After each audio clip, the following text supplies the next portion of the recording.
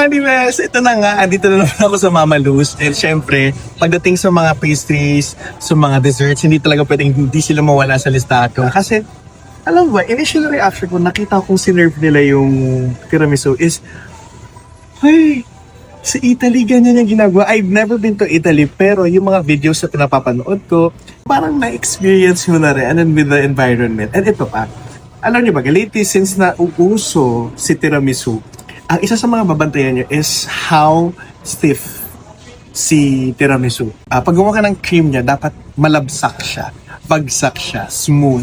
Para siyang tunaw na cake na icing ang atake niya.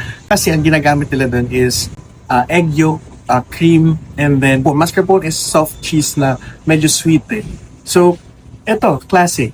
Hindi talaga yung tsura ng mga tiramisu na papanood ko sa internet. Ito yung hinahanap kong texture kanina pa. Sa tikman na natin. Ayan na siya, ah. Wow, wala ba? Then,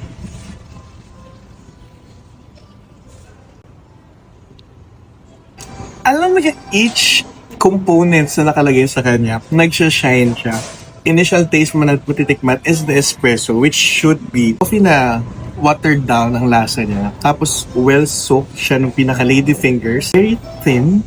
Aerated yung cream niya. And among all, natikman ko for today ha, ito yung pinaka-evident na lasang-lasa mo yung nasa ng mascarpone niya.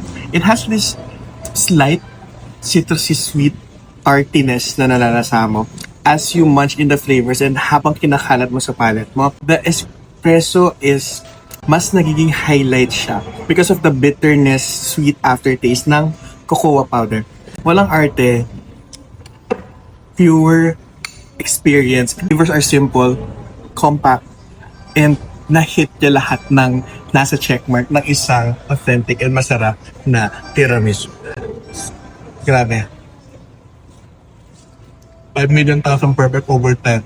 If ako lang naman ang tatanungin na, overall, malaki ang chance ni Mama Luz sa akin na mag-top. Kasi 280 pesos lang siya.